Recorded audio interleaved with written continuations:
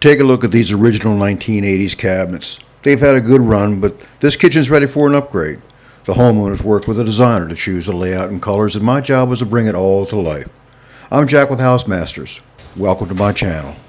Hey everybody, this next week or so I'm going to be involved in this kitchen, anywhere from taking the cabinets apart, filling the floor that needs to be done where the new cabinet's going to go, because they put this floor in after the kitchen was installed. I'm going to get this ball rolling here.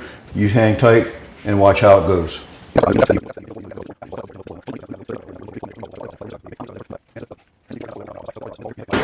I got all the sink disconnected, the garbage disposer, sink popped. I just went ahead and popped the sink. It wasn't caulked down. If it was, I would have just simply cut it out of the countertop, made a big mess in here, but I like taking things apart clean. It saves me some trouble during the end of the day, and it makes the house look like I'm respecting it a bit more. Actually, because I want to respect it a bit more. Anyway, so this I find out by pulling up the first section. This was built in place, so it's fastened from the top down and then covered up by the finish, which is Formica in this case. So I'm literally just going to pry it up out of the way.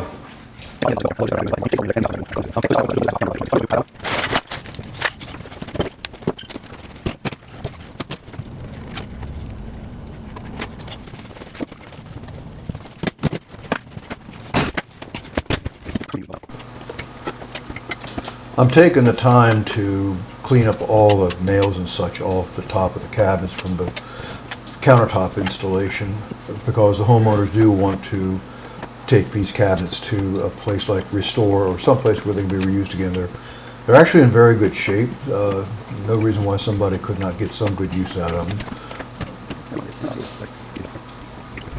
I'm setting up the top of the base cabinets right now, and those are at 35 inches according to what the plan is going to be. They're after a 36¼ inch finish. These cabinets have adjustable feet at the bottom. They do not have to have the infill at the floor that I'm planning on doing, but I'm going to do that anyway because I said I was going to do it. The laser line, you can see there's a green line here.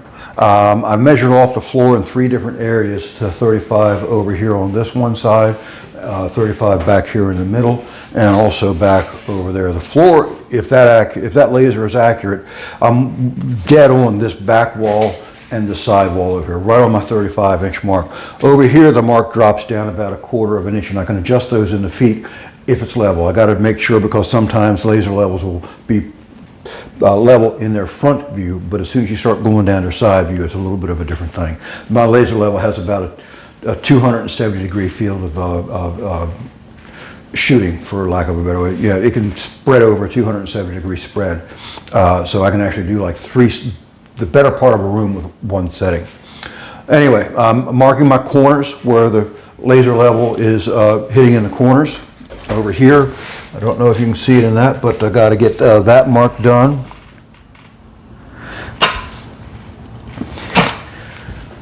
Because what that's going to do is allow me to chalk the lines. That way I have a steady reference point for what level is all the way around.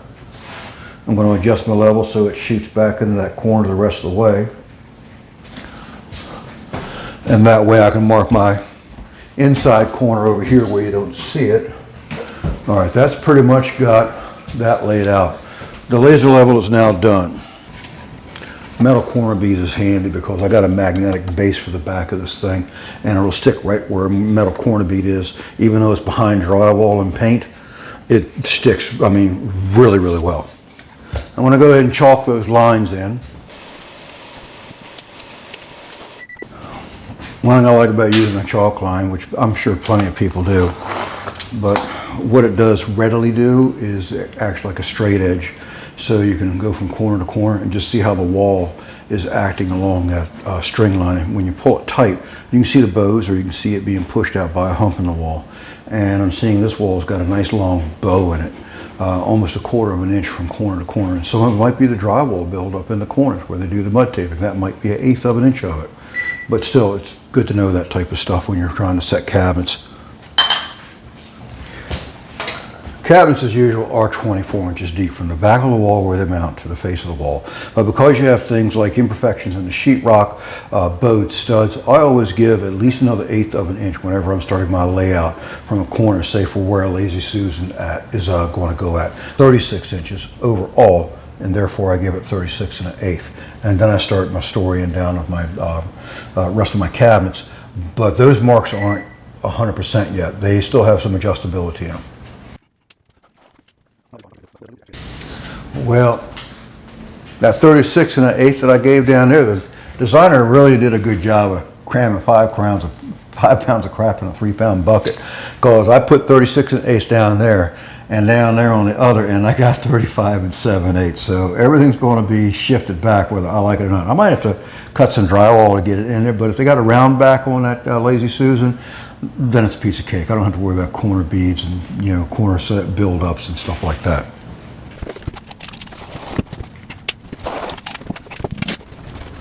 I'm satisfied with my layout that I've done. The only thing I got to really worry about is just this last 2 inches, or the upper 2 inches, where this old splash used to be at. That was 6 inches tall. So all I got to do is just dress this a little bit up right here. All the cabinets fall exactly in the same footprint as beforehand, including where they come down on the wall. So all this little paint line through here I don't have to worry about. So I'm going to carry on with sanding the drywall.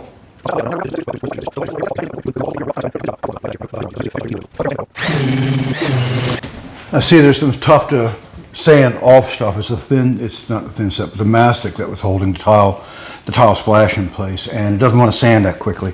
So I'm going to see if I can grab my spackle knife, my putty knife, 4-inch one, and see if I can get that a good scraping to where I can knock it down to like the minimum that needs to be sanded off. Actually, I find that my 5-in-1 is actually doing a good job. I just gave it a test scraping, and I want to go ahead and run with the rest of this preliminary scraping before I finish off that sanding. All right, well, I got all the mud work pointed up. It's going to sand out well. It'll dry overnight. I'll sand it tomorrow and texture it. But for the rest of the day, I'm going to lay out the rest of the cabins. I laid out enough to know where I needed to mud at and or not. And it seems like the footprint of the cabinet that are going in are like placed very, very well. So I'm going to go ahead and now finish laying out everything 100%, so that I'll actually have marks to go. Because tomorrow when the cabinets show up, I'll be able to drag them in, put them somewhat in their respective spots, because the room in this particular remodel is really tight. Now, I'll have some room down through here into their living space, but that's only during the day while I'm here, and I don't want to wind up having cabinets be left over once they get home, once I'm done. So again, I got to be mindful about how I put all this together or how I store stuff. So away we go with the layout. All right, so I'm going to change this mark to 36. Because that's just the way it worked out, storing out everything across the way. So that's going to change everything mildly, that 1/8 of an inch. And I'm going to start labeling the cabinets also. I'm going to start labeling the locations and the box numbers, the types of cabinets that there are respective of the elevations of the page. Like that's a BCC 36R over here in the corner. It's a Lazy Susan, no, it's a blind corner cabinet. But I'm going to label it, so once I find that box, I'll know that it goes in the corner. And that's usually the ones that I start with, are the ones in the corner. So that will work out great for this. Actually, I'll be starting with a Lazy Susan in that corner, but still, I get them all laid out. I know right where they go, because again, such a premium. The more cabinets I can get closer to the location without them being in my own way, the better off I'll be.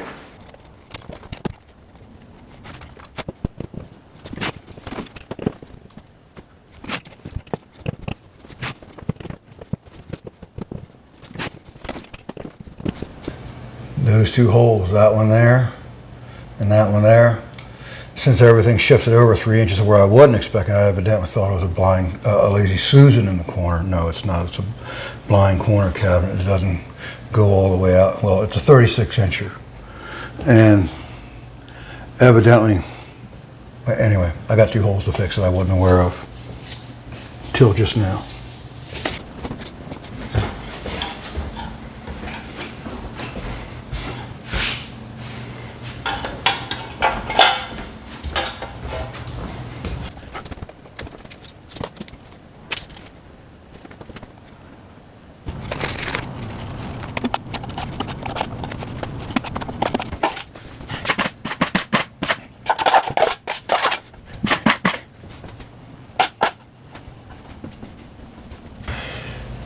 All right, well, I got that fiasco about under control.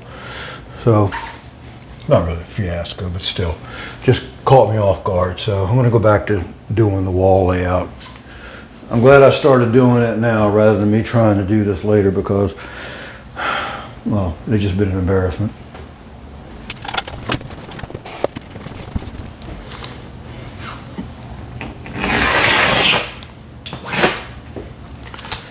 And this line's a key line besides the other one at 30 1/4, but this is what's going to actually place the cabinets over top of the refrigerator, over top of the range. And there's about a 2.5 inch filler over here and about the same thing over here. So there's room to adjust and play. But again, I'm going to make sure everything jives with what the plans call for, because ideally I like having the fillers on either side of the room the same size, or at least something that visually looks the same size, you know, 1/4 inch different. You can't help but get it, but only get but so close. But if it's like when it's an inch on one side and 3 on the other, I'm not really crazy about that. It does happen sometimes.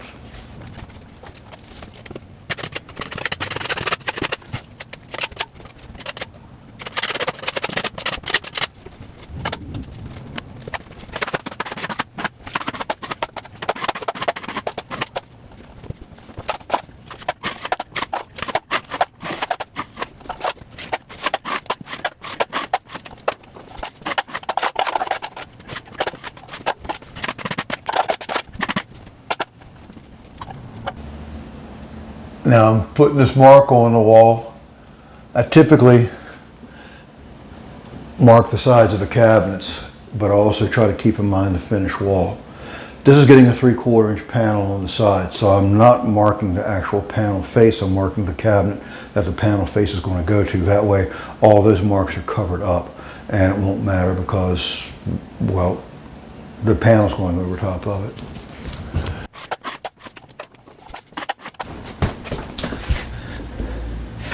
Actually, it's called the blind corner cabinet, but I see it's got a Lazy Susan turntable in it. So it is a 36 by 36, and that's what is drawn out on the wall. It's kind of obvious now that I look at it.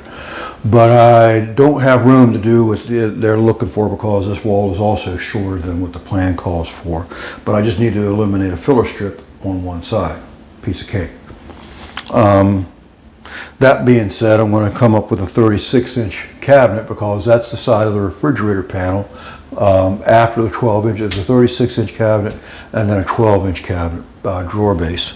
So I've already got that laid out on the mark, and then there's going to be a panel for the refrigerator on the side of that.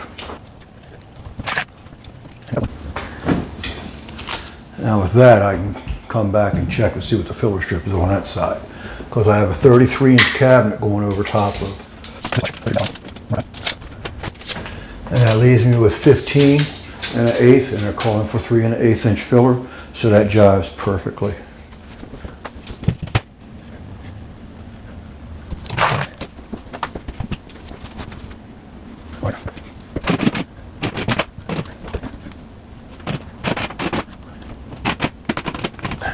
One, two, one.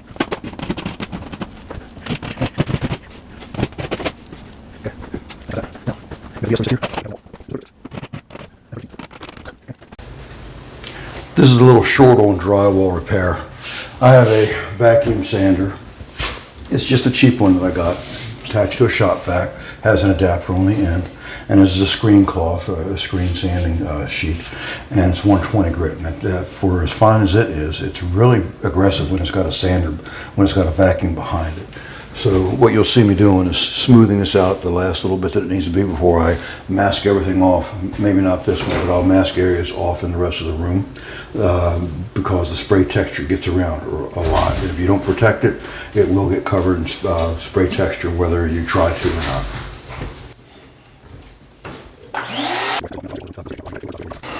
The countertop is going to come up to about here, and the splash is going to cover up another 4 more inches beyond that. So I'm not concerned about what's happening down here.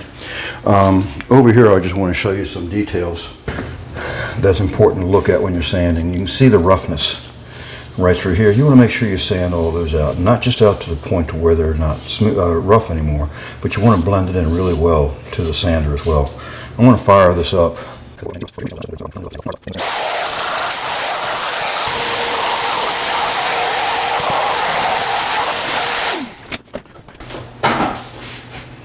As you may have noticed, this floor was laid after the cabinets were set. Typically it's not done that way in new construction, but they were set down on top of the subfloor. Anyway, I'm going to infill it so the cabinets come up to the proper level of this finished floor so that they set proper instead of inside the floor like they were.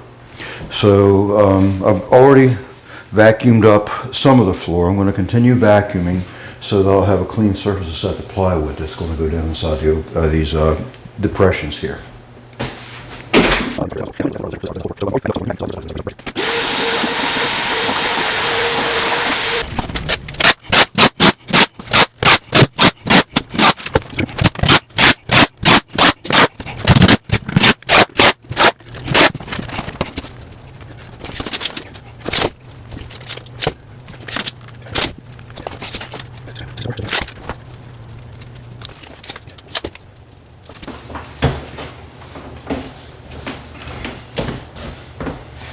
Got it all laid out here. I'm going to take it outside, cut it on a piece of material I got out there waiting for me.